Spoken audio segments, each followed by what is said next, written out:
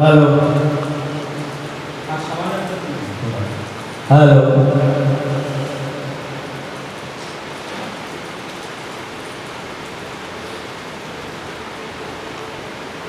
कृषि साहित्य पत्रिका प्रिय স্বপনদা স্বপন ভৌমিক বিপুল ঘোষ যাদের একান্ত প্রচেষ্টায় আজকের এই মহতী অনুষ্ঠানের আয়োজন করা হয়েছে। এই অনুষ্ঠানের শ্রদ্ধেয় সভাপতি, আমন্ত্রিত অতিথিবর্গ, উপস্থিত সমস্ত কবি, সাহিত্যিক, লালন প্রেমী যারা উপস্থিত হয়েছেন প্রত্যেককে আমি আমার অন্তরের প্রীতি, শুভেচ্ছা, অভিনন্দন এবং ভালোবাসা জানাই। অনেক সমস্যার মধ্যে দিয়েও এই লালন স্মরণের অনুষ্ঠান আয়োজন করার জন্য আমি বিশেষ করে স্বপন ভৌমিককে আমার অন্তরে ভালোবাসা জানাই। এই অনুষ্ঠান আজ উদ্বোধন করার জন্য আমি আমার সম্মতি প্রদান করলাম, উদ্বোধন করলাম।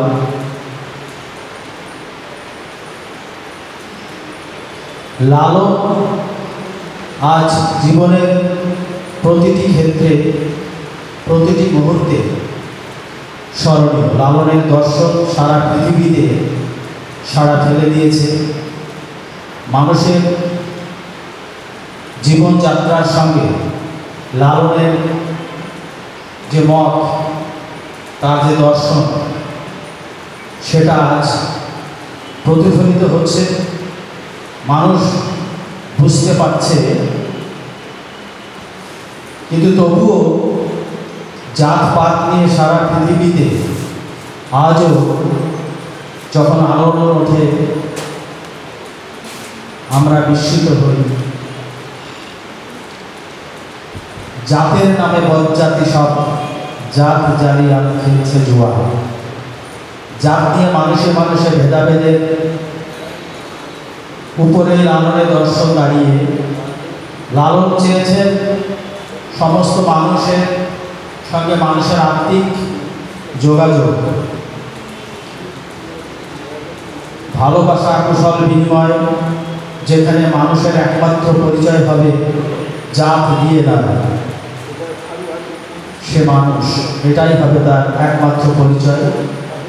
সেই জায়গায় দাঁড়িয়ে লালন দর্শনকে নিয়ে সারা পৃথিবীতে আজ লালন স্মরণের উৎসব হচ্ছে। বহু সংস্থা লালনকে নিয়ে অনুষ্ঠান করে থাকে। আজকের এই অনুষ্ঠান তেমনই একটি অনুষ্ঠান।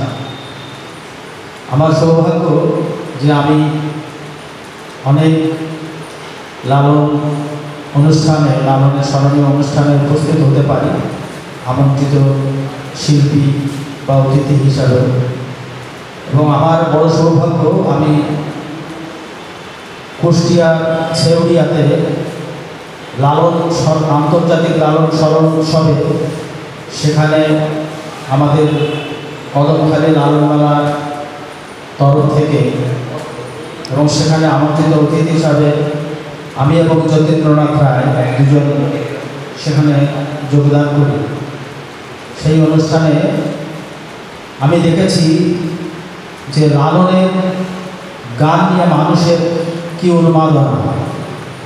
সারা পৃথিবীর মানুষ এসে উপস্থিত হয়েছিলেন সেই লালন মেলায়। এবং আমি গর্বিত অনুভব করি এমন সুন্দর একটি মহতী অনুষ্ঠানে আমি উপস্থিত হতে পেরেছিলাম। এবং সেখান থেকে আমি লালন পুরস্কার গ্রহণ করে ধন্য হয়েছি। এটা আমার সঙ্গীত জীবনের বিরাট পাওয়া। এবং ওই অনুষ্ঠানে উপস্থিত হতে না পারলে হয়তো লালন সম্পর্কে অনেক কিছুই আমার অজানা থেকে যেত। আমরা 7 দিন বাংলাদেশে অবস্থান করেছিলাম, সেই সাথে শিলাইদহে, সেখানেও আমরা ঘুরেছি। রবীন্দ্রনাথের তার যে সৃষ্টি, তার কৃষ্টি সমস্ত কিছুই পরিলক্ষিত হয়েছে। সেই বিশেষ দিনের কথা মনে পড়ে যাচ্ছে আজকের এই স্মরণীয় মুহূর্তে। যাই হোক, যারা এসছেন সকলেই লালনকে নিয়ে তাদের অভিব্যক্তি, লালন দর্শন নিয়ে আমাদেরকে শোনাবেন। আমরা সকলে সমৃদ্ধ হব। কম বেশি সকলেই লালনকে ভালোবাসেন, লালনের দর্শন নিয়ে জ্ঞান অর্জন করেছেন। লালনের লেখা, তার গান, তার দর্শন নিয়ে সকলেই কিছু বল। তোমার চরণ যেন ভুলিনে দয়া, চরণ যেন ভুলিনে গুরু শুভাব দাও আমার মনে। তোমার চরণ যেন ভুলিনে গুরু, চরণ যেন ভুলিনে গুরু শুভাব দাও আমার মনে। তুমি হৃদয় যার প্রতি ও তার সদায় ঘটে দুর্মুখী, তুমি মনোরথে হও সারথি, গুরু মনোরথে হও সারথি, যে ভালো যায় সেইখানে গুরু, যে ভালো যায় সেখানে গুরু শুভাব দাও আমার মনে। তুমি তন্ত্রে হও তন্ত্রী, গুরু তুমি মন্ত্রে হও মন্ত্রী, গুরু তুমি যন্ত্রের হও যন্ত্রী, গুরু তুমি যন্ত্রের হও যন্ত্রী, না বাজালে বাজবে কেনে গুরু, না বাজালে বাজবে কেনে গুরু শোভা।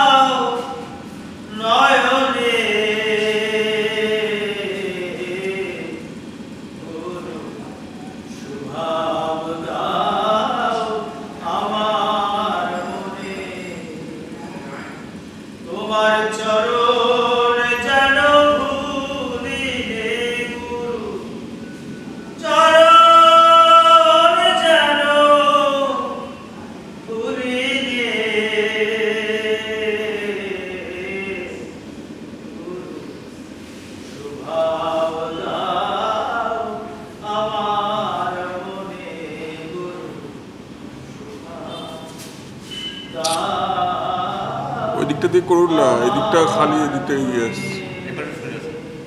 ওই দিকটাতেই করুন একটু সাইড দিয়ে।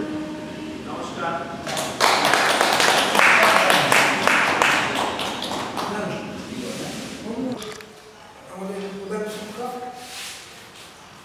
মাননীয় গৌতম মণ্ডল মহাশয় এবং আজকে আমাদের এই অনুষ্ঠানের উদ্বোধক আমাদের শ্রদ্ধেয় সত্যরঞ্জন মণ্ডল মহাশয়, তো এবং উপস্থিত যারা বিশিষ্ট ব্যক্তিবর্গ আছেন সকলকে আমার শ্রদ্ধা নমস্কার কৃতজ্ঞতা জানাই। আমরা ধারাবাহিকভাবে এই অনুষ্ঠানের আয়োজন করেছি। আজকে সত্যদা যেটা বললেন যে কদমখালি লালন মেলা, কদমখালি যে লালন মেলার যে ইতিহাস, সেই ইতিহাসের শুরুটাও কিন্তু কৃষি সাহিত্য করেছিল। প্রথমবার 1989 সালে কৃষি সাহিত্য পত্রিকার উদ্যোগে সারা রাজ্যে বাউল মেলা অনুষ্ঠিত হয়। 1989 সালে 31শে মার্চ তারিখে সেখানে আমরা কৃষি সাহিত্য পত্রিকার অনুরাগী এবং কদমখালীর যোগেশ্বরী কালীমাতার মন্দিরে যারা পূজা করেন যৌথভাবে আমরা আয়োজন করেছিলাম। আমাদের লোকজন, কৃষি সাহিত্য পত্রিকার লোকজন আন্তরিকভাবে বিভিন্ন বাউলের বাড়ি গিয়ে আমাদের সঙ্গে ছিলেন আমাদের লালনের, যিনি আমাদের মাথায় লালন অনুষ্ঠান করার জন্য 1990 সালের 1 কার্তিক আমাদেরকে বলেছিলেন শ্রী মানিক সরকার মহাশয়। তিনি প্রস্তাব দেন যে কদমখালীতে সকলবাবু আপনারা যেমন একটা বাউল মেলা করলেন তেমনি একটা লালন মেলা করুন। আমরা সবাই মিলে আয়োজন করি। শ্রী অন্নদাশঙ্কর রায় তখন বেঁচে ছিলেন, তার খুবই ঘনিষ্ঠ ছিলেন মানিকবাবু।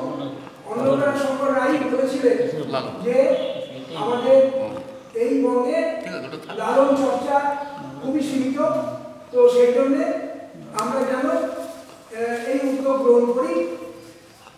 তো তখনই আমরা একটা কমিটি তৈরি করি। সেই কমিটিতে আমি ছিলাম, আমাদের ডাক্তার বাসুদেব মণ্ডল, আমাদের মানিকবাবু, যতীন রায়, সুশান্ত হালদার, করুণাময় বিশ্বাস, গণপতি মজুমদার, মহিত রায়, সুদীপ চক্রবর্তী, আমরা সবাই ছিলাম।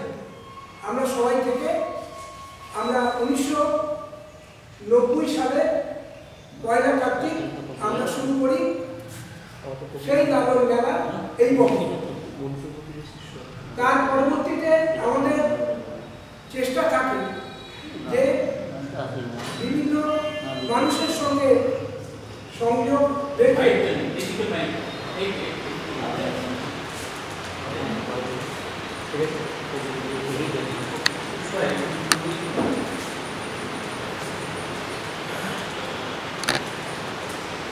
লালন মেলার পরিধি বৃদ্ধি করা। 1991 সালে আমরা কৃষি সাহিত্য পত্রিকার উদ্যোগে আমরা কলকাতাতে সুজাতা সদন ভাড়া করে আমরা তখনকার দিনে বাংলাদেশের বাউল শিল্পীদের আনা খুব একটা অসুবিধা ছিল না। বর্ডারে বিএসএফকে বললেই বিএসএফের সহযোগিতায় আমরা অনেক শিল্পী নিয়ে এসেছি। যেমন আমাদের কদমখালীতে এসে তেমনি আমরা শিল্পীদের নিয়ে কলকাতায় অনুষ্ঠান করেছি। তারপরে আমাদের সঙ্গে একটু রাজনীতিগতভাবে কিছুটা পার্থক্য তৈরি হয়। আর এছাড়া আমরা লালন অনুরাগী, আমরা কিন্তু সত্য ন্যায় ধর্ম যা সেটা পালন করার জন্যই আমরা কিন্তু লালন সাহ ফকিরের যে তিরোধান দিবসের অনুষ্ঠান, সেই অনুষ্ঠান করার জন্য অনুসারী হয়েছিলাম। কিন্তু আমরা দেখি দুঃখের বিষয় যে এখন সবই লালন মেলা নামে একটা ব্যবসাগারীর প্রতিষ্ঠান হয়েছে সবাই, এবং সেটা নিয়ে অনেকেই ব্যবসা করে। আমরা কিন্তু ব্যবসা করি না। আজকের যে অনুষ্ঠানের আয়োজন এটা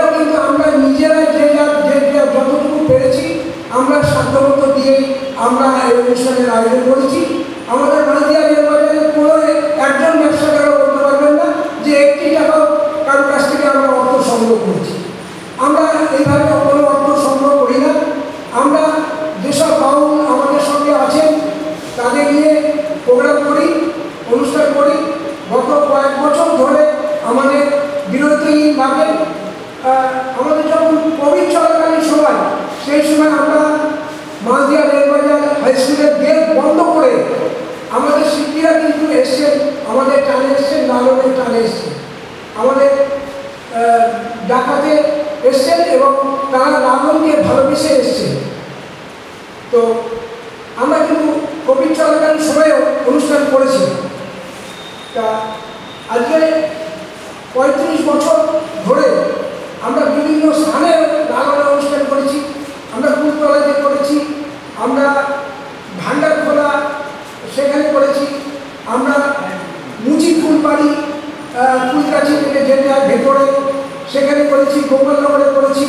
এরকম বিভিন্ন স্থানে পরবর্তীকালে আমাদের এই কৃষ্ণগঞ্জে জয়ঘাটে হয়, মাধবপুরে হচ্ছে, বিভিন্ন স্থানে কিন্তু আমরা দেখতে পাচ্ছি যে একটা বাউল মেলা বা লালন গানের অনুষ্ঠান করার জন্য মানুষ এগিয়ে এসেছে। মানুষের এগিয়ে আসার পিছনে আমরা যে প্রথমটার দিনে থেকেই আমরা দেখেছি যে একটা বিস্ম সংস্কৃতি, একটা অপসংস্কৃতি সারা বাংলা জুড়ে প্রভাব বিস্তার করেছিল। আমরা আমাদের সীমিত সামর্থ্যে আমরা যতটুকু পেরেছি আমরা বিভিন্ন স্থানে শিল্পীদের সাথে যোগাযোগ করে, শুধু আমাদের মাস্টারমশাইয়ের বাড়ি চাঁদের ঘাট ধোপটে, সেখানে আমরা বাউল শিল্পীদের নিয়ে গেছি, চাঁদের ঘাটে অনুষ্ঠানে দিয়েছি, তেহট্ট স্কুলের অনুষ্ঠানে আমরা বাউলদের নিয়ে গিয়ে দিয়েছি। এরকম বিভিন্ন স্থানে আমরা বাউলদের এবং লালন শিল্পী যারা তাদেরকে অনুষ্ঠান করার সুযোগ করে দিয়েছি। এখন আমাদের লালন গানের শিল্পীরা আমাদেরকে বলে, দাদা আমরা সব জায়গায় যাই, অনেক টাকা পাই, কিন্তু আপনি তো আমাদের খুব বেশি অর্থ দেন না, আমরা অর্থ চাইও না। হ্যাঁ, আমি কিন্তু যারা আসেন প্রত্যেককে আমি একটা সম্মান দক্ষিণা শিল্পীদের আমি দিয়ে থাকি।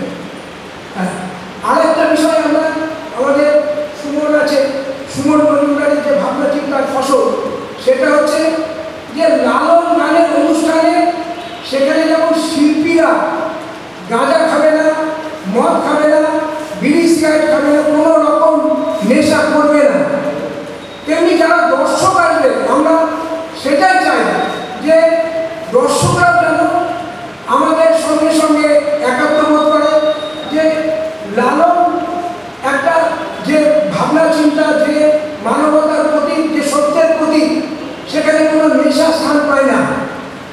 তবু আজকের দিনে আমরা দুঃখের সঙ্গে লক্ষ্য করি আমাদের অনেক শিল্পী তারা গাঁজা সেবন করছেন, তারা মদ্যপান করে আসরে এসে গান করছেন। এটা আমাদের আজকে আমাদের মনকে ভারাক্রান্ত করে। আমরা খুবই এই জন্য অসুখী। আমরা এই জন্যই আমরা একটা চেতনাবোধ জাগ্রত করার জন্য চেষ্টা করছি কয়েক বছর ধরে, যে যেন কেউ কোনো গাঁজা বা মদ্যপান করবেন না। এর আগে এসেছিলেন একজন শিল্পীর সঙ্গে আমরা এখানে করতাম, তারা এখানে আমি শুনেছি পিছনের দিকে গিয়ে, স্কুলের পিছনের দিকে গিয়ে গাঁজা খেতেন। তা সেই জায়গাটা আমরা বন্ধ করেছি। কোনো গাঁজা খাওয়া, মদ খাওয়া, কোনো রকম নেশাদ্রব্য এখানে চলবে না। তা সেটা আমরা মোটামুটি এখনো পর্যন্ত আমরা পালন করে আসছি। আমরা আগামী দিনে যতদিন আমরা করতে পারবো অনুষ্ঠান, ততদিন আমরা এই চিন্তা ভাবনা রেখে যাব। যার যেরকম খুশি সেরকম বিসর্জন করে। আমরা কৃষি সাহিত্য পত্রিকার উদ্যোগে শুরু করেছিলাম শারদ সম্মান দেয়া। আমরা শারদ সম্মান দেওয়া এই সমস্ত দেখে আমরা বন্ধ করে দিয়েছি। কারণ আজকে যে একটা অসুস্থ, আজকে ধর্ম হয়েছে এখন একটা উৎসবের জায়গা। সে সত্যিকারের যে ধর্মের যে আসল যে বক্তব্য বিষয়, আমরা সেই ধর্ম থেকে আমরা সরে এসেছি। তো লালনের যেটা বড় ধর্ম সেটা হচ্ছে মানব ধর্ম। মানুষের সেবা, নিঃস্বার্থ সেবা। আমরা চেষ্টা করি, আমরা সারা বছর 365 দিন আমরা চেষ্টা করি সামাজিকভাবে কিছু মানুষের পাশে দাঁড়ানোর। আমরা নতুন পুরনো জামা কাপড় বিভিন্ন জায়গা থেকে নিয়ে আসি, নিয়ে এসে আমরা আমাদের যে নদী নিয়ে আমরা আমাদের কিছু কর্মসূচি আছে, যে নদীর ধারাবাহিক দূষণ, মাথাভাঙা চুল্লি নদী বন্ধ হচ্ছে না, এটা নিয়ে আমরা দীর্ঘমেয়াদী আন্দোলন পরিচালনা করে আসছি। আমরা দিল্লিতে আমাদের যে এনজিটি কোর্ট, সেখানে মামলা পর্যন্ত করেছি। আমরা এই গত আগস্ট মাসে ভারত সরকারের মন্ত্রীর সঙ্গে আমি যেতে পারিনি দিল্লি, আমার সঙ্গে ভিডিও কনফারেন্সে কথা হয়েছে মন্ত্রী, যে অবিলম্বে আমাদের এই দূষণ যন্ত্রণা থেকে কীভাবে বাঁচানো যায় এ বিষয়ে সরকার চেষ্টা করছে। তো যাই হোক, আমাদের বিভিন্ন সামাজিক সাংস্কৃতিক যে কাজ, আমরা ভাজুঘাটে কৃষ্ণকমল গোস্বামী নিয়ে অনুষ্ঠান করি। আমরা এবারে শুরু করেছি নাগপুরে কর্নেল সুরেশ বিশ্বাস, একজন সাহসী যোদ্ধা, তার স্মরণে এবার একটা অনুষ্ঠানের আয়োজন করেছিলাম। আর লালনের এই তিরোধান দিবসের অনুষ্ঠান, এটা আমরা প্রত্যেক বছর এই 1 কার্তিক যে সমস্যাই হোক না কেন আমরা করে আসছি এবং আগামী দিনেও করে যাব। পরিশেষে আমি লালনের জীবনী নিয়ে একটা ছোট্ট, আমাদের একজন সাহিত্যিক লিখেছেন, সেই লেখাটা পড়ছি। অচিন পাখি, বিপুল কুমার ঘোষ। এই কবিতা পড়ে আমি নিজে উপলব্ধি করলাম যে আজকে আমাদের যে সাহিত্য, আজকে যে মানুষের মধ্যে প্রবেশ করেছে, সেই সাহিত্য, সব সাহিত্য, সেটাকে আজকে তুলে ধরা হচ্ছে না। তা আমরা লালন শাহ কবিরের তিরোধান দিবসে আমরা লালনের স্মরণে তারই জীবনী সংক্ষেপে আমাদের যে বিপুলবাবু বর্ণনা করেছে সেটা আপনাদের তুলে ধরছি। আপনারা এটা গভীরভাবে মনোযোগ দিয়ে শুনবেন। ধরা থেকে ভেঙে দিতে জাতপাতের নষ্টনী, মানব ধর্ম প্রচারে এলে মহাত্মা লালন কবি। মানব সেবা পরম ধর্ম বুঝিয়ে দিলেন মর্মে, যার যেখানে হোক না জন্ম পরিচয় তার কর্মে। ধরার বুকে মত্ত থাকে স্বার্থ নিয়ে যারা, জাতপাতে বড়াই করে পায় না সুখ তারা। সত্যের পথে মুক্তি আসে, শান্ত যে হয় চিত্ত, বিপদ বাধার মাঝে যে তার আস্থা ছিল নিত্য। দিন ভিখারি করলে সবে মানুষ রূপে গণ্য, লালন বলেন পুণ্য কর্মে জীবন হবে ধন্য। দিবস রাতি করলে পরে জীব ধর্ম পালন, সুখের জীবন উঠবে গড়ে বলেন ফকির লালন। ধমনীতে বইত যে তার দেশপ্রেমিকের রক্ত, কোমল হৃদয় লালন ছিলেন শক্তেরও ভক্ত। মিষ্টভাষী সুর সাধকের ছিল না কথা কটু, অহিংসার পূজারী হয়ে তবু লাঠি খেলার পটু। তার বিরুদ্ধে রক্ষা পেলেন কবি কানাল হরিনাথ, মার মুখে অবধ শত্রু দলে বুঝল তাদের অপরাধ। তত্ত্বপাতার মুক্ত প্রতীক ফকির লালন সাঁই, অচিন পাখি রইলেন হয়ে চিনল না তো সবাই। উৎসবে আর মেলায় শুনে বাউল কণ্ঠে লালন গীতি, জাতি ধর্ম নির্বিশেষে গড়ে উঠুক সম্প্রীতি। তার আদর্শ মেনে চলুক, আসুক সবার সুমতি, সেই মহাত্মার চরণে জানায় শ্রদ্ধা সহ প্রণতি। সকলকে শুভেচ্ছা ও নমস্কার।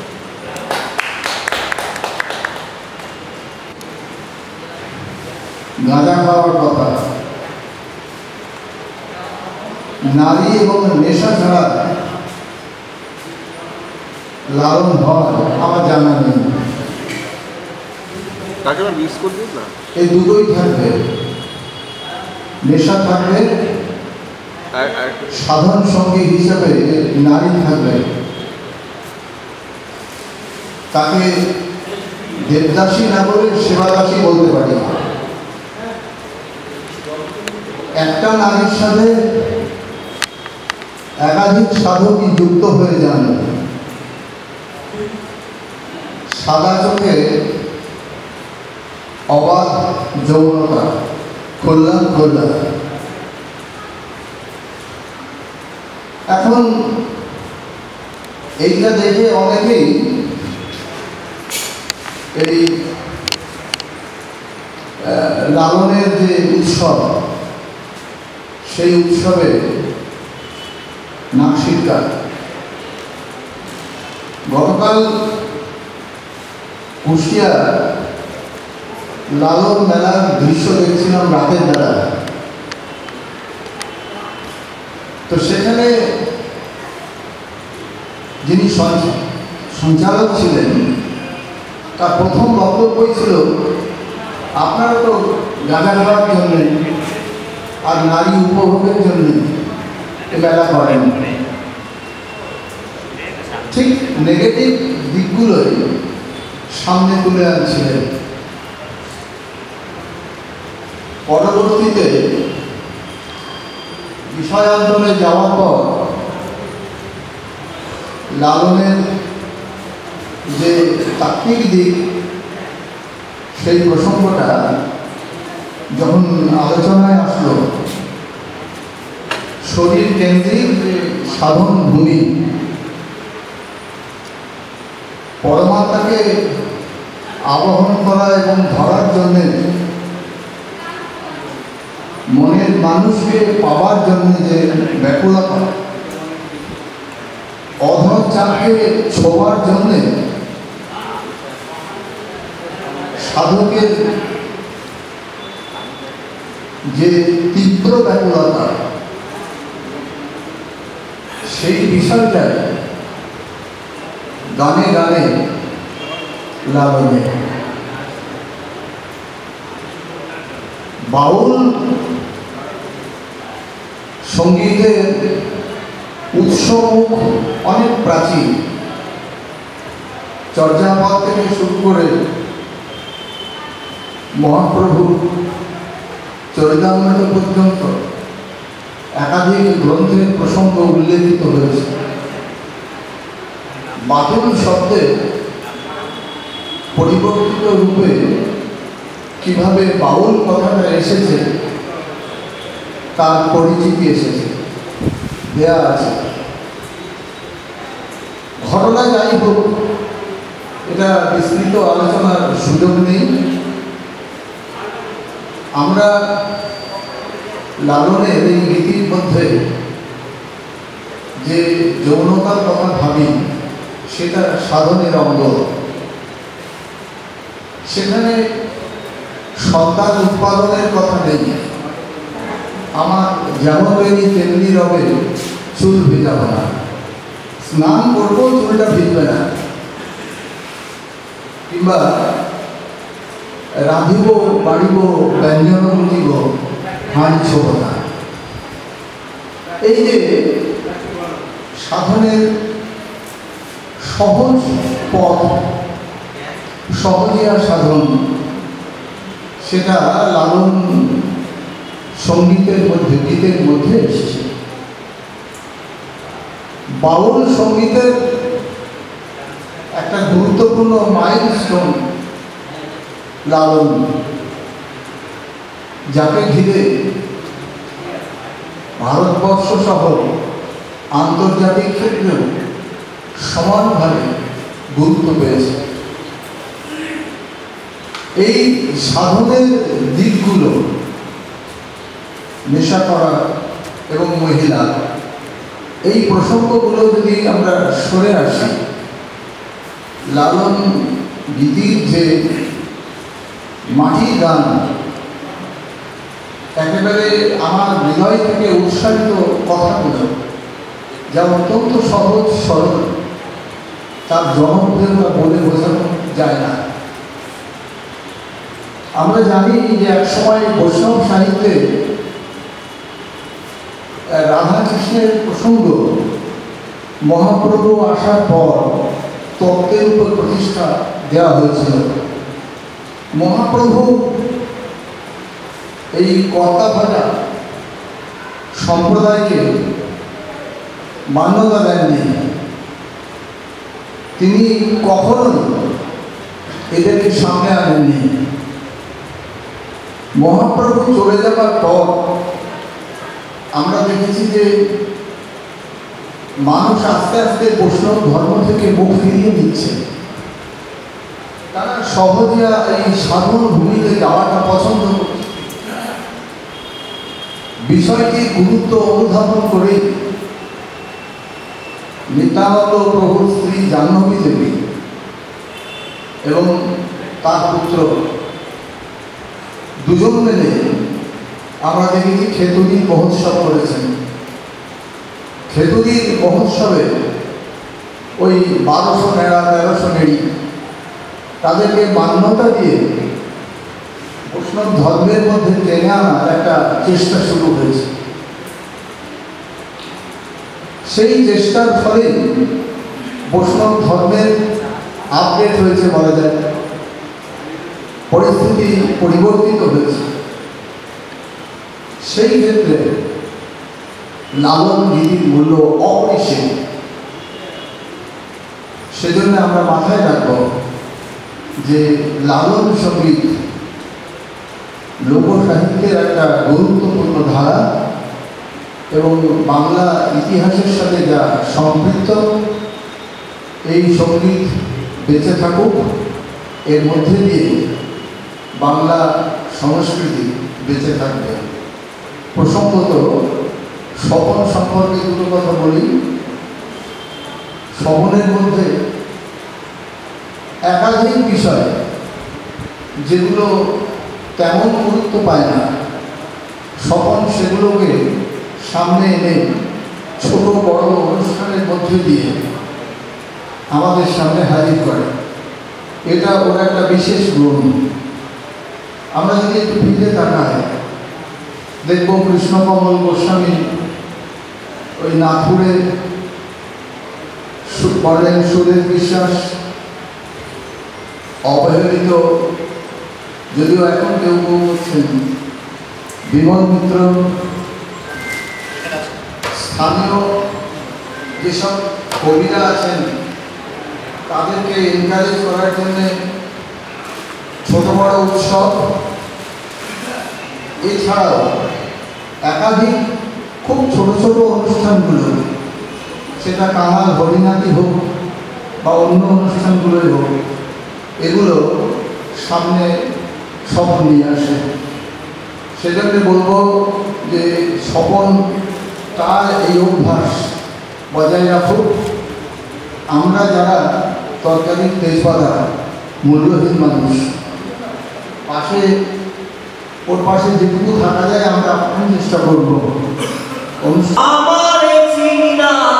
আমি এও তো ভীষণ ভ্রমের ভূমি, আমি কোনজন সে কোনজনা, আমি কোনজন সে কোনজনা, কে কথা করে দেখা দেয় না, নড়ে চড়ে হাতের কাছে, নড়ে চড়ে হাতের কাছে, খুঁজলে চলো মেলে না, কে কথা কয়ে দেখা দেয় না।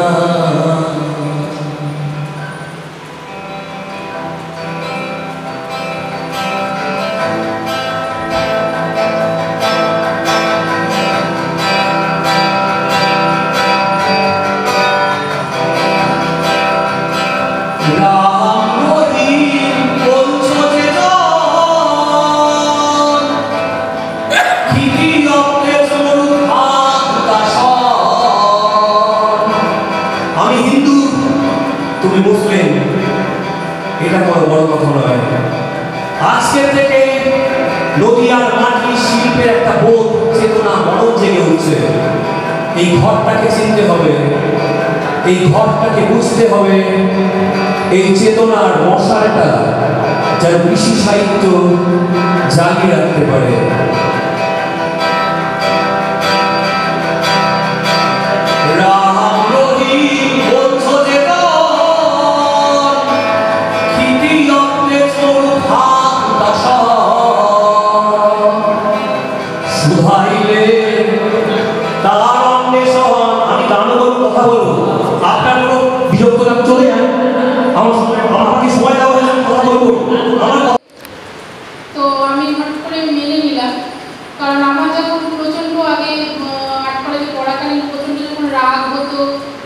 আঘাত পেতাম তখন এইভাবে আমি স্ক্রিপ্টিং করতাম। তো সেই ব্যাপারটা, সেই পুরনো ব্যাপারটায় ফিরিয়ে নিয়ে যেতে উনি চাইলেন, ঈশ্বর নিশ্চয়ই চেয়েছিলেন, তাই ওনার মাধ্যমে এটা আবার করলাম। তো করার মাধ্যমে দেখলাম যে গান শুরুর আগে একটা অন্য লাইন বেরোলো, গান শুরুর পরে অন্য একটা লাইন, যেটা আমি নিজের লাইনকে নিজে ব্যক্ত করতে পারবো না, পরিস্থিতিটা কেমন ছিল। কিন্তু কিছু কিছু জায়গায় যখন দেখলাম যে একটা হট্টগোল মতো কিছুক্ষণের জন্য হলো, তখন দেখলাম আমি আবার সেই আগের মতন একটা কি বলবো ভিজিভিজি একটা লাইনে, যেটা আপনারা পাতি বাংলায় বুঝবেন, ভিজিভিজি একটা লাইনের মধ্যে চলে গেলাম। তার মানে আমি বুঝতে পারলাম যে অশান্তি জিনিসটা আমার পছন্দ নয়, আমার পছন্দ প্রেম। প্রেম দিয়ে সব কিছু জয় করা যায়, যেটা আজকাল মানুষের ভিতর থেকে বেরিয়ে যাচ্ছে। প্রেম যদি না থাকে তাহলে একে অপরের থেকে মানুষ বিচ্ছিন্ন হয়ে পড়বে। এখন বিচ্ছিন্ন হওয়ার সময় নয়, এখন যোগ হওয়ার সময়। আশা করি ঈশ্বর আপনাদের সে চেতনা দেবেন, আপনারা একত্রিত হবেন, সকলে ভালো থাকেন, আনন্দে থাকেন। আজকে এই দিনটি উপহার পাওয়া আমার কাছে যার জন্য হয়েছে শঙ্করদা, তাকেও আমি ধন্যবাদ জানালাম। ধন্যবাদ। প্রয়াণ দিবস, আজকের এই অনুষ্ঠানে যিনি আয়োজন করেছেন তিনি আমাদের সমাজের একটা বড় উপহার। তিনি হলেন স্বপন কুমার ভৌমিক মহাশয়। তার ভালোবাসা, তার আদর, তার স্নেহের টানে আমার শারীরিক অসুস্থতার কারণেও এসেছি। লালন সম্পর্কে কিছু আলোকপাত করতে। লালনের আলোচনার যে পরিসর, সেই পরিসর বোঝাতে গিয়ে আমি একটা উদাহরণ দেব। লালনের চর্চার সংকটের কথা বলা হয়েছে, গানের সংকটটা কিভাবে এসেছে। লালনের সংকটটা এইভাবে এসেছে, ধরুন বাড়ির ছাদ ফুটো হয়ে গেছে, ওই ফুটো ছাদ দিয়ে আপনি আকাশ দেখছেন, কতটুকু আকাশ দেখতে পাবেন? আর ছাদের উপরে দাঁড়িয়ে আকাশটা দেখবেন, তাও পুরোটা দেখতে পাবেন না। কারণ আমাদের যে অর্গান সেন্সেশন, স্পেশাল সেন্সেশনের মধ্যে আছে দর্শনেন্দ্রিয় চোখ, সেও দেখছে আকাশ কোনো একটা জায়গায় মিশে আছে। আকাশ কাকে বলে? আকাশ আমাদের জলবায়ু মণ্ডলের মধ্যে যতটুকু থাকে, পৃথিবী যদি এইটুকু হয়, তার সঙ্গে আর একটা বৃত্ত করলে আকাশ, সেই বৃত্তের বাইরে গেলে মহাকাশ। লালন ফকিরের বাণীর মধ্যে এমন দর্শন আছে যে দর্শন পাশ ছাড়িয়ে আকাশ, আকাশ ছাড়িয়ে মহাকাশ, তবেই লালনকে ছোঁয়া যাবে, বোঝা যাবে। লালন নিরক্ষর মানুষ ছিলেন, কিন্তু তার ভেতরটা ছিল জ্ঞানের গহ্বর। সেই জ্ঞান দিয়ে তিনি কোন কোন জায়গা ধরেছেন। লালন যে সময় আবির্ভূত হন 116 বছর বেঁচেছিলেন। যদি 1890 ব্যাগে যায় তাহলে 1772-74 এরকম দাঁড়ায়। সেই সময় আমাদের রাজা রামমোহন রায়ের জন্ম। তার আগে রবীন্দ্রনাথ, বিবেকানন্দ, মহাত্মা গান্ধী এরা জন্মেছেন। তারও আগে জন্মেছেন বঙ্কিমচন্দ্র চট্টোপাধ্যায়, তারও আগে জন্মেছেন মাইকেল মধুসূদন দত্ত, তারও আগে জন্মেছেন দেবেন্দ্রনাথ ঠাকুর।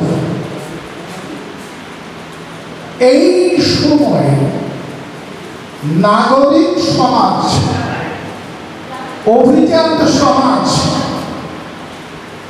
সেখানে একটা সংস্কার কার্য চলছে।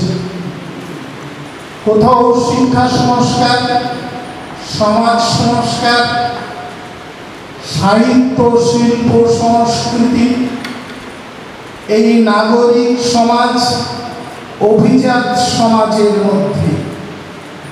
আর লালন ফকির আছেন গ্রামের বাঁশতলা, জামতলা, গাছতলা, নিমতলা, তার নিচে কোকিলের গান শুনছেন, পাখির গান শুনছেন, গভীরভাবে অনুভব করছেন। ওই সময় তার বিয়ে হয়, স্ত্রীর নাম পদ্মাবতী। তাদের মধ্যে বালক বালিকার সম্পর্ক। লালন ঘোড়ায় চড়া ভালোবাসতেন। জমিদার রামকিঙ্করের বাড়ি থেকে ঘোড়া রাত্রিবেলা নিয়ে সারা রাত ঘোড়ায় চড়ে ঘুরতেন। গল্পগুলো কেন বলছি পরে উল্লেখ করব। সেই ঘোড়া চুরি করে নিয়ে যাওয়া তার বিচার হচ্ছে। বাড়িতে প্রচুর লোকজন এসেছে, বিচার হবে, লালনের শাস্তি হবে। লালনের মহাশাস্তি জমিদার বাড়ি। জমিদার বাড়ির ঘোড়া নিয়ে যাওয়া বড় শাস্তি। সেই শাস্তির জন্য সবাই অপেক্ষা করছে। জমিদার লালনকে শাস্তির পরিবর্তে দিলেন পুরস্কার। কি পুরস্কার জানেন? ঘোড়াটা প্রতিপালনের দায়িত্ব, অর্থাৎ লালনের একটা চাকরি যুক্তি। লালন ঘোড়া পরিচালনা করতেন, জমিদার বাড়িতে কাজ করতেন। আর জমিদার বাড়িতে যারা পাকশালায় কাজ করত, অন্যান্য কর্মচারী যারা ছিল, তাদের সবাইকে নিয়ে বহরমপুরের গঙ্গাতে ভ্রমণে গেলেন। সেখানে বসন্ত রোগে আক্রান্ত হলেন। শাস্ত্রাচারী শাস্ত্র অনুসারে ভাসিয়ে দেওয়া হলো জীবিত মানুষকে। বাড়ি থেকে আছে জন্মদাত্রী মা আর পদ্মাবতী। বাড়িতে ভাসিয়ে দেওয়ার পরে নদীর তীরে যখন এলেন, একজন সন্তানহীন মা আমিনা লালনকে বাড়ি নিয়ে এলেন, সেবা শুশ্রূষা করলেন। সেবা শুশ্রূষা করে তাকে সুস্থ করলেন। আমিনা মুসলমান মোল্লাদের অত্যাচার সহ্য করে হিন্দু লালনকে বাঁচিয়ে তুলেছিলেন বলে আমিনাকে অনেক লাঞ্ছনা সহ্য করতে হয়েছিল। আমিনা পরামর্শ দিচ্ছে, বাবা তুমি তোমার মার কাছে একটু যাও, অনেকদিন দেখেননি, কষ্ট পাচ্ছেন। লালন গ্রামে ফিরে এলেন। গ্রামে ফিরে এসে দেখেন পদ্মাবতীর স্ত্রী সাদা ধুতি কাপড় পরে নদীর জল আনতে গেছেন। পদ্মাবতী লালনকে দেখে চিনতে পারছে না, কারণ লালনের শ্রাদ্ধানুষ্ঠান হয়ে গেছে। লালনকে দেখে ভয় নিয়ে ছুটে বাড়ি চলে এসেছে। বাড়িতে এসে লালন যখন আসে, মা সামনে এসে লালনকে দেখে কাঁদছে। পাড়ার লোক, মোড়ল, মাতব্বর, গোষ্ঠীপতি এরা সবাই এসছে। লালনের বন্ধুরা লালনকে চিনতে পারছেন না, চেনে কিন্তু বলতে পারছে না, ভয় পেয়ে, গোষ্ঠীপতিদের ভয়তে, মোড়লদের ভয়তে লালন মুসলমান ঘরের জলপানি গ্রহণ করেছে। This is the social structure. লালন পরিত্যক্ত হলেন, বাড়িতে তার জায়গা হলো না, সমাজে তার জায়গা হলো না। লালন ফিরে গেলেন মা মিনার কাছে। লালনের দুই মা, একজন জীবনদাত্রী মা আর একজন জন্মদাত্রী মা। আর পদ্মা চোখের জল ফেলতে ফেলতে গৃহ করে চলে গেল। নারী ভাবনার কথা বলছি না, একটু পরে আসছি। মায়েদের প্রতি লালনের ছিল অসাধারণ ভক্তি। লালন ফিরে এলেন, আমিনা সাদরে গ্রহণ করলেন, নিজের পুত্রের মতো পালন করলেন। সেখানে একজন সাই আসতেন, সিরাজ সাই, তার কাছে ভিক্ষা নিলেন। ভিক্ষা নিয়ে লালন চলে গেলেন একটা জঙ্গলে। সেই জঙ্গলে যখন গেলেন, নিস্তব্ধ নীরব জায়গা, পাখির কলতান, নির্জন অরণ্য, সাধন ক্ষেত্র। লালন থেকে গেলেন, কিন্তু খাবেন কি? যে জমিদার বাড়িতে তারা কাজ করতেন, সেই জমিদার বাড়ির দুজন চাকরের সঙ্গে দেখা হলো। একজন গৃহ ঘরের কাজ করত, ঘরামি, আরেকজন রান্নার কাজ করত। ওই ঘরামি যে জঙ্গলে গেছিল সেখানে ছিল বাঁশের বন। সেই বাঁশ কেটে বাজারে বিক্রি করে যা খাবার হতো তাই তারা সিদ্ধ করে তিনজন খেত। এই সাধন ক্ষেত্র, লালনের গান চর্চা, সাধনা আস্তে আস্তে সারা কুষ্টিয়া ছেড়িয়া ছড়িয়ে যায়। ছড়িয়ে যাওয়ার পরে যারা জমিদার, যারা অভিজাত শ্রেণীর মানুষ, যারা সমাজের মোড়ল মাতব্বর, তারা দেখলো সমাজ তো লালনের অনুকূলে চলে যাচ্ছে। লালনকে তারা পছন্দ করল না। লালনের বিরুদ্ধে ষড়যন্ত্র শুরু হল। লালনের সঙ্গে কামাল হরিনাথের সাক্ষাৎ হলো। কামাল হরিনাথের সঙ্গে সাক্ষাৎ হওয়ার পর অনেক আধ্যাত্মিক বিষয়ে আলোচনা হলো। লালনের কাছে প্রচুর মানুষ এলো। তারা কারা সেটা একটু শোনেন, বিস্মিত হবে। তারা সমাজ প্রকৃত মানুষ, নিম্ন শ্রেণীর মানুষ। তার প্রতিবাদের জায়গায় সমাজ সত্তার বিরুদ্ধে প্রতিবাদ, প্রথার বিরুদ্ধে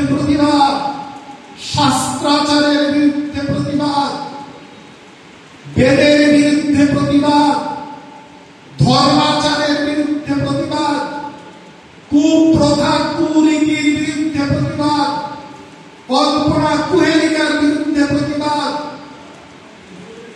একটা জীবন্ত প্রতিবাদের উদাহরণ দিই। লালন যেখানে থাকতে আশ্রমের পাশে নদী, নদীর ওপারে একজন নারীকে পুড়িয়ে মারা হবে। স্বামী মারা গেছে, ওই স্বামীর মৃতদেহের সঙ্গে জীবন্ত স্ত্রী পোড়ানো হবে। অভিজাত পরিবারের স্ত্রী। লালনের শিষ্যরা এসে খবর দিল যে ওখানে একটা সতীদাহ হচ্ছে। লালন তার লেঠেল বাহিনী পাঠালো। লেঠেল বাহিনী পাঠিয়ে সেই সতীদাহ যাকে করা হচ্ছে সেই নারীকে উদ্ধার করলে। নারীকে উদ্ধার করলেন। নারীটা ছিল অত্যন্ত উচ্চ বংশজাত, তার সারা শরীরে স্বর্ণ গহনায় ভর্তি ছিল। লালন তার আশ্রমে স্থান দিলেন, নাম দিলেন মীরা। এই মীরাকে উদ্ধার করলেন সতীদাহ প্রথার থেকে। আমাদের রাজা রামমোহন রায় নাগরিক সমাজে সতীদাহ প্রথার বিরুদ্ধে লড়াই করছে। একই আইনে একই সময়ে লালন প্রত্যক্ষভাবে সতীদাহ প্রথার বিরুদ্ধে লড়াই যেমন তার গানের মধ্যে করেছেন, তেমনি প্রত্যক্ষভাবে সতীদাহের সেই মীরাকে আশ্রয় দিয়েছিলেন। তার আশ্রমে প্রচুর পতিত নারী আছে, প্রচুর বিধবা নারী আছে। তারা লালনের বাউল মতে দীক্ষা নিয়েছে। কেউ সাধন সঙ্গিনী ছিলেন না, এটা বলে রাখি। অনেক সময় ভ্রান্তি আসে, কারণ কি আমরা ছাদের ফুটো দিয়ে লালনকে দেখছি, আকাশে গিয়ে আমরা লালনকে দেখি না। সামান্য বুদ্ধি চিন্তা আর ভেজাল ভাষণ শুনে আমরা লালনকে মূল্যায়ন করি। অত সহজ বিষয় নয়। সেই লালন তত্ত্ব দিলেন। কিসের তত্ত্ব? তিনি যত ধর্মের বিরুদ্ধে দাঁড়িয়েছিলেন, সেই ধর্মের ভেতর যত লোকাচার, যত কুপ্রথা কুনীতি, সব তার বিরুদ্ধে তার গানের মধ্যে লিখেছেন। এবং লিখে একটা সার সত্যের কথা বলেছেন। সেই সার সত্য হচ্ছে মানুষ সত্য। তিনি দেবতাকে বিশ্বাস করতেন না, তিনি স্বর্গে বিশ্বাস করতেন না, পুরাণ বেদান্ত বিশ্বাস করতেন না। তিনি মানুষকে বিশ্বাস করতেন। তিনি পানের বরজে কাজ করতেন, শ্রমজীবী মানুষ। সেই লালন তার আশ্রমে 10,000 শিষ্য হয়েছিল। তখন নানান সংস্কার চলছে। লালন গ্রামীণ সমাজের সংস্কার কার্য করছে। আমাদের নাগরিক সমাজে বিদ্যাসাগর, রামমোহন, রানী রাসমণি এরা সব সংস্কার করছেন কলকাতার মধ্যে। আমাদের কৃষ্ণনগর বিদ্যাসাগর এসেছিল। আর লালন ফকির, কাঙাল হরিনাথ এরা গ্রামীণ সমাজের সংস্কার সাধন করছেন। লালনের সমাজ সংস্কার, ধর্ম সংস্কার, শাস্ত্রাচার সংস্কার, সমাজ জাত সংস্কার, বর্ণ সংস্কার, সংস্কার কর্মের কথা তার গানের মধ্যে আছে। আপনারা ভাবলে অবাক হবেন, তখন সামন্ত জমিদারির অবস্থা চলছে। সেই সামন্ত জমিদারদের বিরুদ্ধে তিনি গান লিখেছেন। অর্থনৈতিক চিন্তা লালনের মধ্যে ছিল, সমাজ চিন্তা ছিল, ধর্ম চিন্তা ছিল, ঐশী চিন্তা ছিল, তত্ত্ব চিন্তা ছিল। এত ভাবনার পরিসর লালনের মধ্যে ছিল। সেই লালনকে আমাদের চিনতে হবে, বুঝতে হবে, উপলব্ধি করতে হবে, গবেষণা করতে হবে, অনুসন্ধান করতে হবে।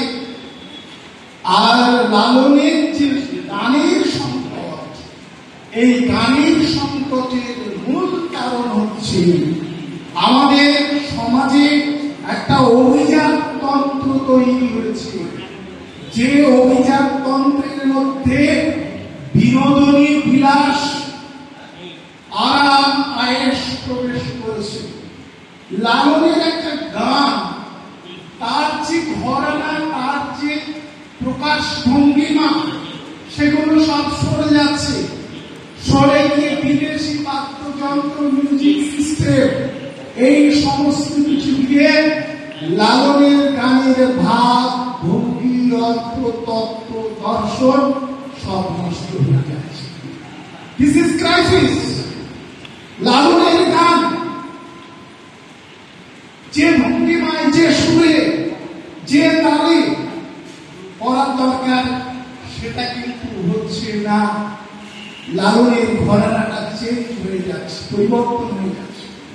এবং অবাক হয়ে যাবে, আমাদের কিছু কিছু মিডিয়া চ্যানেল সেই সমস্ত শিল্পীদের মাধ্যমে প্রচার করছে লালনের গান, অথচ সেগুলো লালনের গানের কথা, কিন্তু সুর নেই, তার প্রকাশ ভঙ্গি নেই। আর গানের প্রকাশ ভঙ্গির মধ্যে এমন একটা হিপনোসিস থাকে, একটা সম্মোহন থাকে। আমাদের সত্যদা যখন গান করছিলেন, আমার একটা সম্মোহন ছিল, সম্মোহন, হিপনোসিস। হিপনোসিসের একটা বিরাট থিম আছে।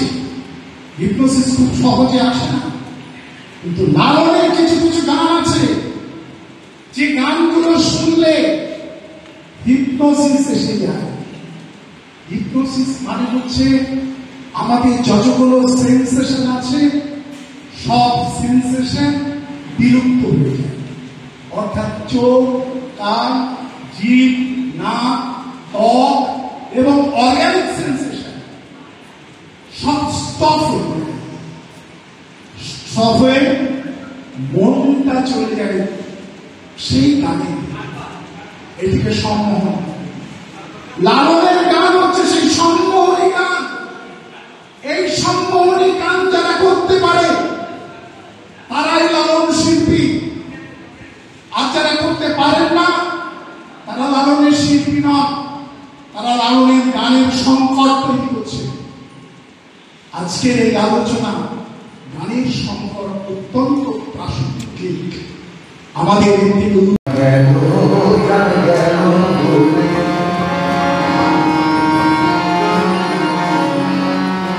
ব্রাহ্মণ চন্দাল কামার এক জলে সব হয় গো সুচি। ব্রাহ্মণ চন্দাল কামার এক জলে সব হয় গো সুচি। দেখে শুনে হয় না রুচি, দেখে শুনে হয় না রুচি। জমি তো পাকে উঠাবে না, জাগ গেল ভুলে দেখি আজ কারখানা। জাগ গেল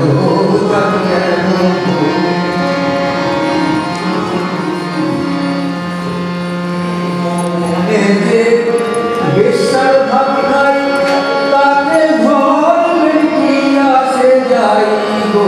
মনে যে বেশার ভাত খাই, তাতে ঘর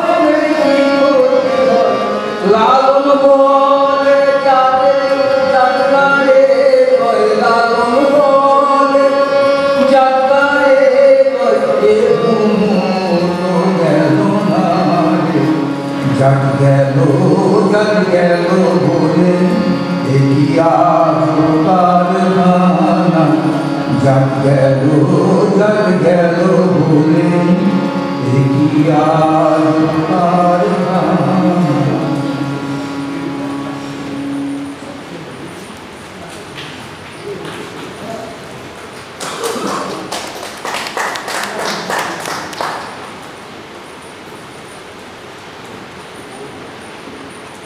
জাতিপাতের বিরুদ্ধে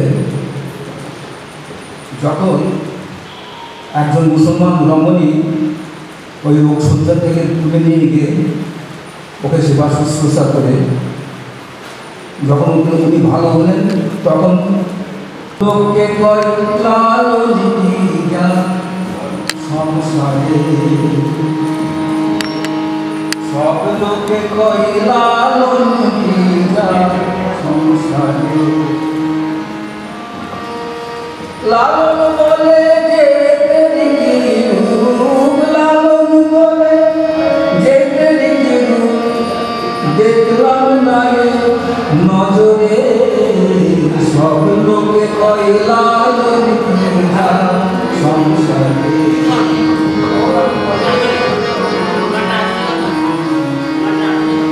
সুন্নত দিলে হয় মুসলমান নারী তবে কি হয় বিধান। সুন্নত দিলে হয় মুসলমান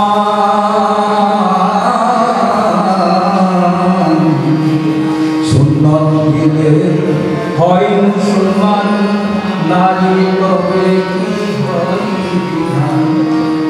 বাবুল চিনি কইলাই তোমার বাবুল চিনি কইলাই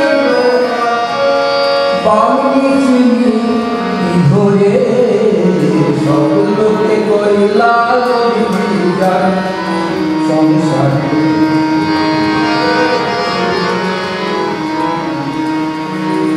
কেউ মারা কেউ তসবি গলে তাই যার ভিন্ন বলে কেউ মালা কেউ তসবি বলে তাই যার ভিন্ন বলে। যাওয়া কিংবা আসার বেলায় যাওয়া কিংবা আসার বেলায় যেতে সব লোকে কয় লালন পূজা সংসারে।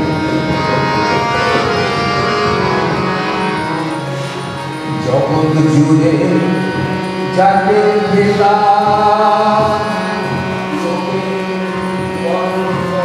যথা কথা জগৎ জুড়ে যাকে থাকা লোকে বড় বড় করে কথা কথা। লালন বলে যাকে লালন বলে যাকে বিকিয়েছে সাত বাজারে সব লোকে কয় লালন পূজা সংসারে। সব লোকে কয় লালন পূজা সংসারে।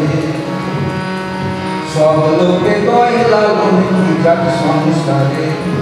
লালন বলে যেতে লালন বলে যেতে দেখলাম নয় নজরে সব লোকে কয় লালন পূজা সংসারে।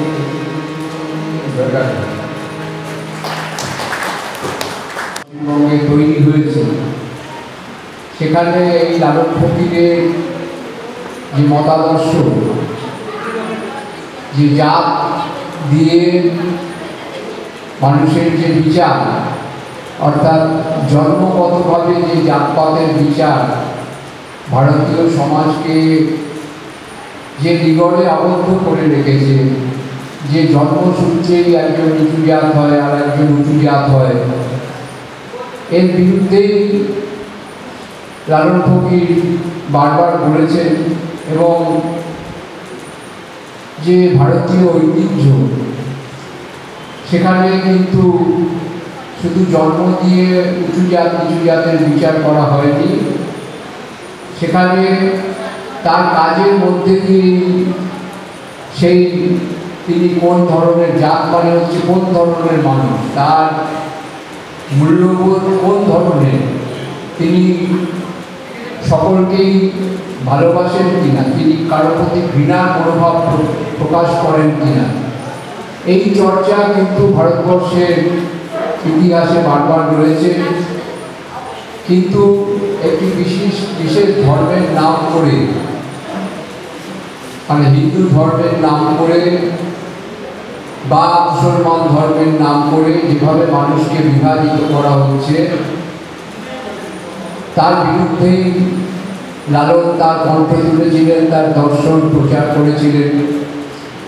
এবং এক সময় যখন হিন্দু মুসলমান এসব কিছু ছিল না, সেই যুগে যদি আমরা ফিরে যাই আজ থেকে 3-4 বছর আগে, যখন হিন্দু বলেও কিছু ছিল না, মুসলমান বলেও কিছু ছিল না, যেগুলো হিন্দু ধর্মগ্রন্থ বলে পরিচিত, আপনি দেখবেন যে হিন্দু শব্দটা আপনি কোথাও খুঁজে পাবেন না। মুসলমান তো আরও অনেক পরের কথা, মুসলমান ধর্মই এসছে 6ষ্ঠ খ্রিস্টীয় শতাব্দীতে জন্ম হয়েছে তার। কিন্তু যে ভারতীয় যে ধর্ম, যে দর্শন, যদি আমরা বেদের কথা ধরি, পৃথিবীর সবথেকে এখনো অবধি স্বীকৃত প্রাচীন গ্রন্থ ঋগ্বেদ, সেখানে চতুর্বর্ণ সম্পর্কে একটি শ্লোক আছে যে সেই বিশাল পুরুষের পুরুষ সূক্ত যাকে বলা হয়, তার মুখ থেকে ব্রাহ্মণ,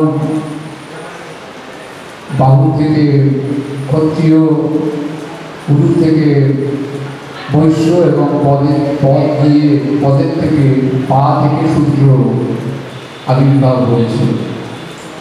কিন্তু এখানে মাথাও যেমন দরকারি মানুষের ক্ষেত্রে, পাও সেরকম দরকারি, দুটোই দরকারি। এবং পরবর্তীকালে যে মনুস্মৃতি রচনা হয়েছিল সেখানেও শূদ্রদের বলা হয়েছে যে তারা হচ্ছে সৌকালীন, মানে অর্থাৎ তাদের যে গুণাবলী, সৌকালীন মানে যিনি ভালোভাবে কাজটি সম্পন্ন করতে পারেন তাকেই সৌকালীন বলা হয়। এবং তাদের যে পূর্বপুরুষ, সেই পূর্বপুরুষও মানে উচ্চ শ্রেণী ছিলেন কথা বলা হয়েছে। তারপরে যদি আমরা যজুর্বেদে যাই, যজুর্বেদেও দেখব যে সেখানে বলা হচ্ছে শূদ্র রাজা যখন, ক্ষত্রিয় রাজা যখন সিংহাসনে বসবে, সেখানে ব্রাহ্মণ, বৈশ্য এবং শূদ্র তিনজনেই 3টি ঋগ উচ্চারণ করবে। অর্থাৎ শূদ্রেরও ঋগ্বেদ পাঠ করার বা উচ্চারণ করার অধিকার সেখানে ছিল। পরবর্তীকালে এই যখন জাতপাতের বিষয়টা জন্মগত হয়ে গেল, সাথে সাথে কিন্তু এই এক শ্রেণীর মানুষ তারা এটাকে কুক্ষিগত করল। যজুর্বেদের যে অংশটি উপনিষদ হিসেবে প্রচারিত হয়, প্রথম উপনিষদ ঈশোপনিষদ, তার সপ্তম সংখ্যক শ্লোক যেটি, সেখানে বলা হচ্ছে ইয়স্তু সর্বাণি ভূতানি নাত্মন্যব্যান পশ্যতি সর্বভূতেষু চাত্মানম ততো ন বিমুচ্যতে। মানে যিনি সর্বভূতের মধ্যে নিজেকে দেখেন আর নিজের মধ্যে সর্বভূতকে দেখেন। সর্বভূত মানে কিন্তু এখানে শুধু তথাকথিত জীবন্ত প্রাণী নয়, সমস্ত ভূত মানে হচ্ছে ক্ষিতীয় মরুতে যাদের প্রচলিত ভাষায় জড় পদার্থ বলা হয়, সেগুলোর কথাও বলা হচ্ছে। যিনি নিজের মধ্যে সর্বভূতকে দেখেন আর সর্বভূতের মধ্যে নিজেকে দেখেন, তিনি কাউকে ঘৃণা করেন না, তত ন বিমুচ্যতে। অর্থাৎ এই যে ঐতিহ্য, ভারতীয় ভাবনায় যে ঐতিহ্য, এবং হিন্দু শব্দটা হচ্ছে এসছে পারস্য বা আরব থেকে, সেখানে হিন্দু শব্দটার অর্থ হচ্ছে পারসিক ভাষায় চোর, কালো মানুষ, খারাপ লোক, বদমাস, এইসব হচ্ছে তার মানে। আমার কথা বিশ্বাস না হলে আপনারা একদম পারসিক ডিকশনারি, পার্সিয়ান ডিকশনারি খুলে দেখবেন, সেখানে এই কথাগুলোই লেখা আছে। এবং ইরানের যারা দাঁড়িয়াবাজ বলে যে শাসক ছিল, তারা এই অঞ্চলের মানুষদের নিজ চোখে দেখতো, নিচু চোখে দেখতো, তার জন্যই তারা হিন্দু বলতো। কিন্তু আমাদের ইতিহাস বইগুলোতে দেখা হয় কি, যে ম্যাক্সমূলার যে তত্ত্বটা দিয়েছিলেন যে পারস্য ভাষায় নাকি শয়ের উচ্চারণ নেই, সেই জন্য শকে হ বলা হয়, সপ্তম হিন্দু মানে সপ্ত সিন্ধু, এইটা উনি ব্যাখ্যা দিয়েছিলেন। কিন্তু এটা একটি ভুল ব্যাখ্যা বলে মনে হয়, কারণ পারস্য এই যে যখন আমরা বলছি শব্দটা, তার মধ্যেই তো স্বর রয়েছে, সেটা তো আমরা পারস্য উচ্চারণ করছি। তো এইভাবে, এবং এটা ব্রিটিশরা খুব কৌশলে আমাদের পাঠ্যক্রমে ঢুকিয়ে দিয়েছিল, এবং সেটা বর্তমান যারা শাসক আছে সেই পাঠই চলছে। সেই শিক্ষাগত যোগ্যতা লালনের ছিল না, কিন্তু তিনি অবশ্যই সুশিক্ষিত ছিলেন, তার যে পরিশীলিত মন ছিল, তার যে উদার চিন্তা ছিল, সেখান থেকেই কিন্তু তিনি এই দর্শন এনেছিলেন, যেভাবে একসময় শ্রী চৈতন্য ওই দর্শন এনেছিলেন।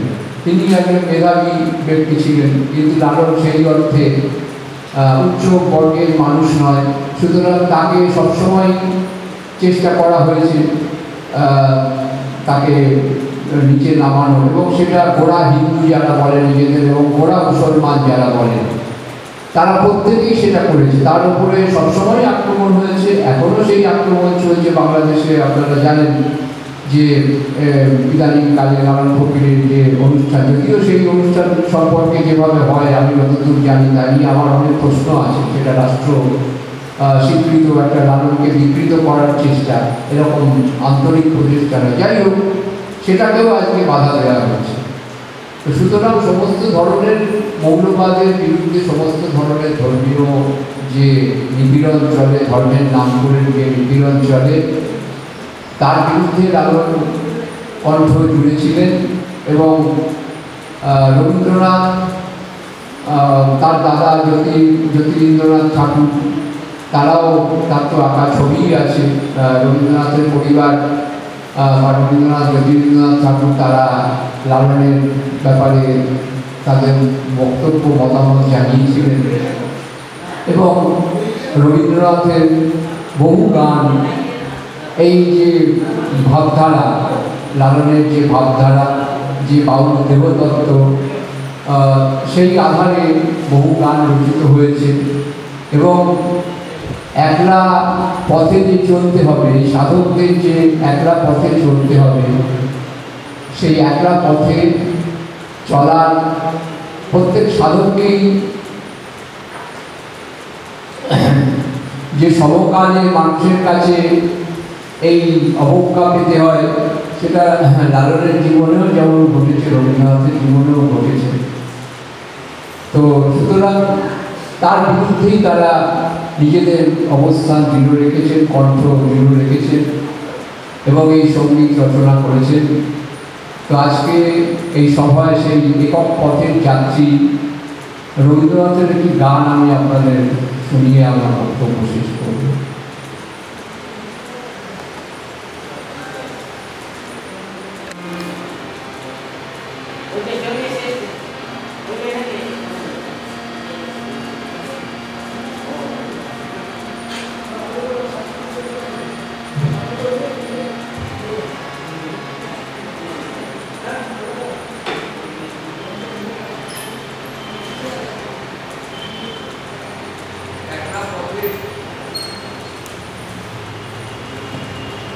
একলা পথের যে প্রতীকের কথা বলছিলাম, সেই রবীন্দ্রনাথের সেই গানটা আমি আপনাদের শোনাচ্ছি।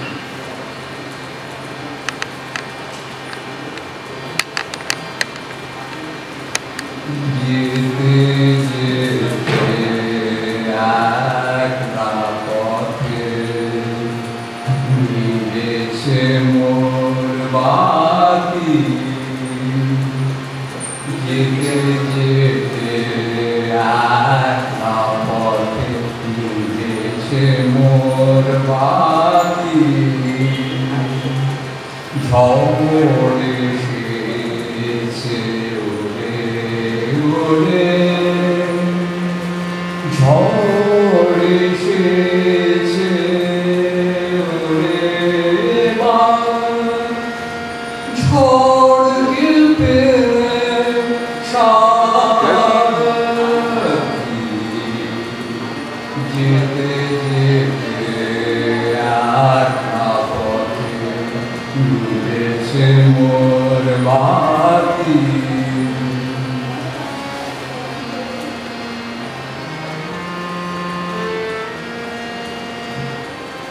আকাশ কোণে সর্বদেশে কানে কানে দুলছে হেসে। আকাশ কোণে সর্বদেশে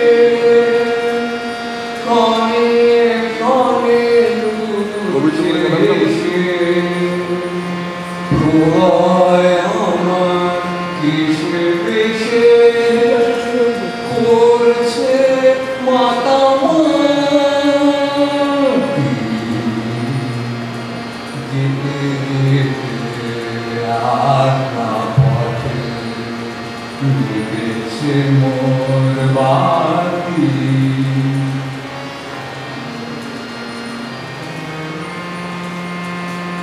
জীবন দিয়ে যেতেছিলে ভুলিয়ে দিল তারে।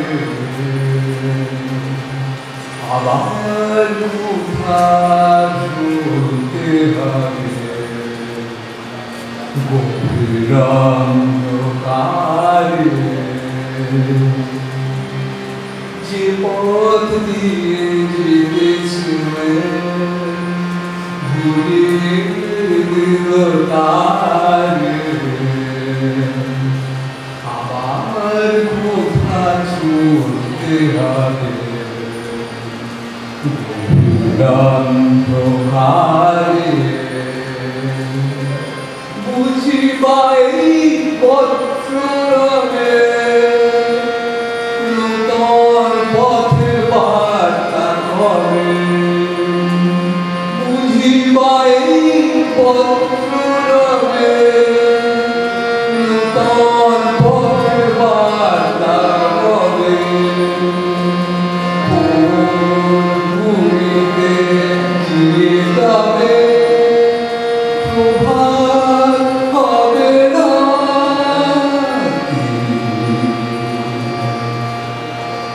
যেতে যেতে একলা পথে মিলেছে মোর বাতি। ঝড় এসেছে ঘুরে ঘুরে। ঝড় এসেছে ঘুরে ঝড়কে পেলে সাথী।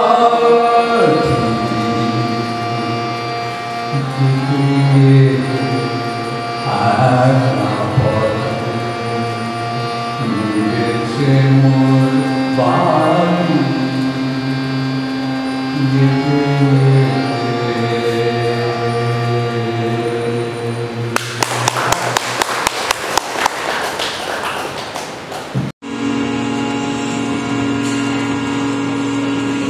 নামায়না নোনা কাকে সোনার বদলা